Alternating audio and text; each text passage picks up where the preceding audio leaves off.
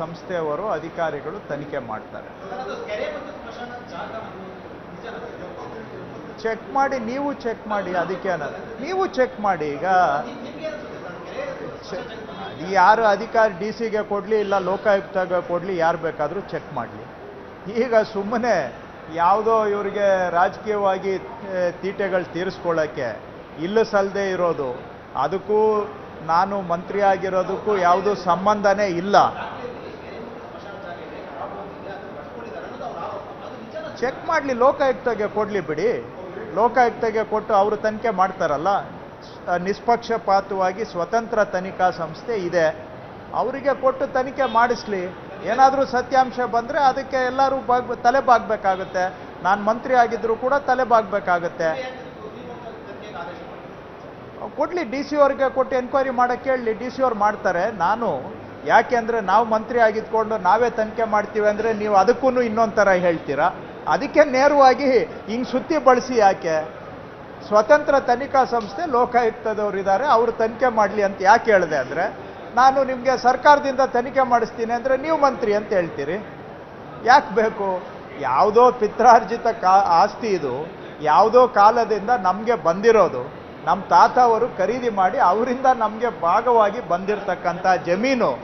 ಅದರಲ್ಲಿ ತಗೊಂಡು ಬಂದ್ಬಿಟ್ಟು ಇವತ್ತು ರಾಜಕೀಯವಾಗಿ ಕೆಸರು ಎರಚಾಟ ಮಾಡೋದು, ಅದನ್ನೇ ಉದ್ಯೋಗ ಮಾಡಿಕೊಂಡು ಇಲ್ಲ ಸಲ್ಲದ ಆರೋಪಗಳನ್ನು ಮಾಡೋದು ಕೆಲವ್ರಿಗೆ ಅದು ವೃತ್ತಿನೂ ಇರ್ಬೋದು, ಅಭ್ಯಾಸನೂ ಇರ್ಬೋದು, ಅದು ಅವ್ರ ಕೆಲಸ. ಅದಕ್ಕಾಗಿಯೇ ಸ್ವತಂತ್ರ ತನಿಖಾ ಸಂಸ್ಥೆಗಳಿದ್ದಾವೆ. ತನಿಖೆ ಮಾಡಲಿ, ಕಾನೂನು ಪ್ರಕಾರ ನಾನು ನಡ್ಕೋಬೇಕು, ಮತ್ತೊಬ್ಬರು ನಡ್ಕೋಬೇಕು. ಅದಕ್ಕೆ ನಾವು ತಲೆ ಬಾಗ್ತೇವೆ. ತನಿಖೆ ಮಾಡಲಿ. ಈಗ ನಾನೇ ಯಾಕೆ ಸಫಾಯಿ ಕೊಡಬೇಕು? ಯಾರಾದರೂ ತನಿಖೆ ಮಾಡಿ ಅದರ ಸತ್ಯಾಸತ್ಯತೆ ಏನಿದೆ ಅನ್ನೋದು ಅವ್ರು ಹೇಳಲಿ. ನಾನು ಯಾಕೆ? ನಾನು ಮಂತ್ರಿ ಆಗಿದ್ಕೊಂಡು, ಅದು ಕಂದಾಯ ಇಲಾಖೆ ಮಂತ್ರಿ ಆಗಿದ್ಕೊಂಡು ಅದು ಸರಿ ತಪ್ಪು ಅಂತ ನಂದು ವಿಷಯದಲ್ಲಿ ನಾನೇ ಹೇಳೋದಕ್ಕಿಂತ ಬೇರೆಯವರು ಯಾರಾದರೂ ಹೇಳಲಿ, ಕೊಡಲಿ, ಅಲ್ಲಿಗೆ ದೂರು ಕೊಟ್ಟು ತನಿಖೆ ಮಾಡಿಸ್ಲಿ. ಆ ತನಿಖೆಗೆ ನಾವು ಸಹಕಾರ ಮಾಡ್ತೇವೆ.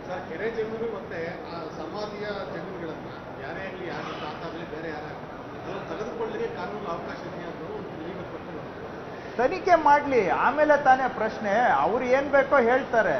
ಆರೋಪ ಮಾಡೋರ್ಗೇನು, ಯಾವುದೋ ಇಲ್ಲಿಂದ ಅಲ್ಲಿಗೆ ಹಾಕಿ, ಅಲ್ಲಿಂದ ಇಲ್ಲಿಗೆ ಹಾಕಿ, ಇರೋದು ಇಲ್ಲದೆ ಇರೋದು ಎಲ್ಲ ಸೇರಿಸಿ ಆರೋಪ ಮಾಡ್ತಾರೆ. ಆರೋಪ ಮಾಡೋರಿಗೆ ಏನು ಬೇಕಾದರೂ ಆರೋಪ ಮಾಡ್ಬೋದು. ಆರೋಪ ಮಾಡೋರಿಗೆ ಯಾವುದು ಕಾನೂನು ಇಲ್ಲ. ಆದರೆ ತನಿಖೆ ಮಾಡಬೇಕಾದಾಗ ಎಲ್ಲ ಕಾನೂನುಗಳು ಕೂಡ ಬರ್ತದೆ. ತನಿಖೆ ಮಾಡ್ತಕ್ಕಂಥವ್ರು ಹಿಂದೆ ಏನು, ನಂತರ ಏನು, ಎಲ್ಲವನ್ನು ತನಿಖೆ ಮಾಡ್ತಾರೆ. ಅದಕ್ಕಾಗಿ ನಾನು ಹೇಳೋದು ಸ್ವತಂತ್ರವಾಗಿ ತನಿಖೆ ಆಗಲಿ ಅಂತ.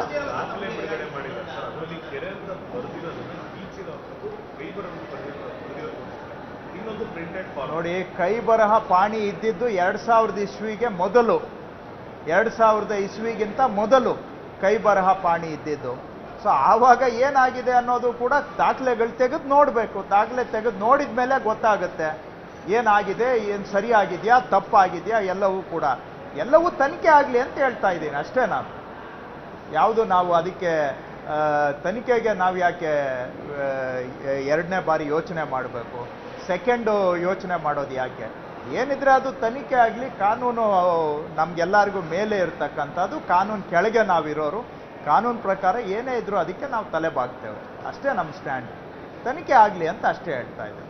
ಆರೋಪ ಮಾಡಿದರೆ ಅದನ್ನು ಅವರು ಕೊಡಲಿ, ಬೇಕಾದರೆ ಲೋಕಾಯುಕ್ತ ಕೊಟ್ಟು ಅವ್ರ ಕಡೆಯಿಂದ ತನಿಖೆ ಮಾಡಿಸಿ ಏನು ಲೋಕಾಯುಕ್ತ ಡೈರೆಕ್ಷನ್ ಕೊಡ್ತಾರೆ ನಾವು ತಲೆ ಬಾಗ್ತೇವೆ. ಅದಕ್ಕೆ ಮತ್ತೊಂದು ಎರಡನೇ ವಿಷಯನೇ ಇಲ್ಲ. ಆದರೆ ಅಷ್ಟೇ.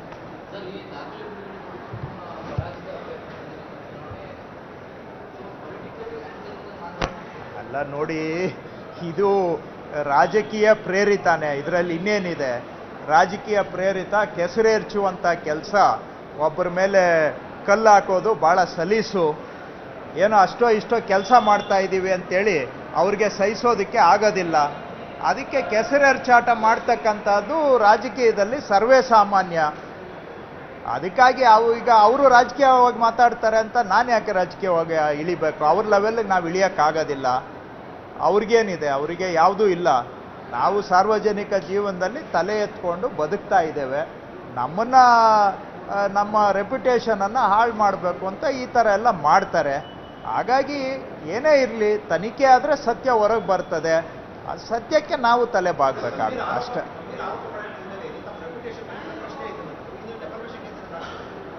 ನೋಡಿ, ರಾಜಕೀಯದಲ್ಲಿ ಇಂಥವು ಆರೋಪಗಳು ಬರ್ತಾ ಇರ್ತವೆ.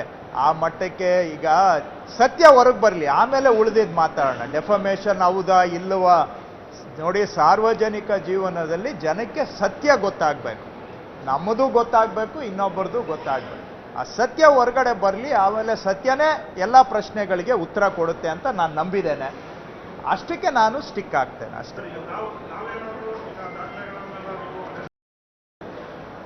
ನೋಡೋಣ, ಚೆಕ್ ಮಾಡಿ ನೋಡ್ತೇನೆ. ಈಗ ಅದೇ ಮತ್ತೆ ನಾನು ಅಧಿಕಾರಿಗಳಿಗೆ ಸೂಚನೆ ಕೊಟ್ಟರೆ ನೀವು ಅದೇ ಹೇಳ್ತೀರಾ. ನೀವೇ ಸೂಚನೆ ಕೊಟ್ಟು ನಿಮ್ಮನ್ನೇ ತನಿಖೆ ಮಾಡಿ ಅಂದರೆ ಎಷ್ಟು ಮಟ್ಟಿಗೆ ಆಗುತ್ತೆ ಅಂತ ನೀವೇ ಹೇಳ್ತೀರಾ. ಅದಕ್ಕೋಸ್ಕರ ಆ ಲೈನ್ಗೆ ಹೋಗಲಿಲ್ಲ ನಾನು, ಅದನ್ನು ನಾನೇ ಬಿಟ್ಬಿಟ್ಟೆ. ಯಾಕಂದರೆ ನಾನು ಹಂಗೆ ಹೇಳಿದ್ರೆ ಇಮಿಡಿಯೇಟ್ಲಿ ನೀವು ಹಿಂಗೆ ಹೇಳ್ತೀರಿ. ಅದಕ್ಕೋಸ್ಕರ ಆ ವಿಷಯನೇ ಬೇಡ ಅಂತ ಅಷ್ಟೇ. ಅದಕ್ಕೆ ಅಲ್ಲ, ನೀವು ಹೇಳೋದು ಸರಿನೇ. ಅದಕ್ಕೆ ಆ ಲೈನೇ ಬೇಡ, ಇಂಡಿಪೆಂಡೆಂಟ್ ಸಂಸ್ಥೆಯವರು ಮಾಡಲಿ ಅಂತ ನಾನು ಅದಕ್ಕೆ ಸ್ಟ್ರೈಟ್ ಅಲ್ಲಿಗೆ ಹೋಗಿದ್ದು. ಇಲ್ಲಿಗೆ ಹೋಗಿ ಅಲ್ಲಿಗೆ ಬರೋದಕ್ಕಿಂತ ನಾನು ಯಾಕೆ ಕೊಡ್ಬೇಕು ಸ್ವಾಮಿ? ನಾವು ನಮ್ಮ ಪಿತ್ರಾರ್ಜಿತವಾಗಿ ನಮಗೆ ಬಂದಿರೋ ಆಸ್ತಿ ಸುಮ್ಮನೆ ನಾನೇ ಹೋಗಿ ಎದ್ದು ಬಿದ್ದು ಹೋಗಿ ಇದು ಮೈ ಪರ್ಚ್ಕೊಳ್ಳೋದು ನಮಗೆ ಯಾಕೆ?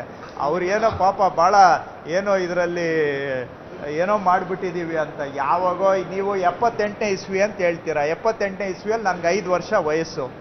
5 ವರ್ಷ ವಯಸ್ಸು ನನಗೆ. 2000 ಇಸ್ವಿ ಅಂತ ಹೇಳ್ತೀರಾ.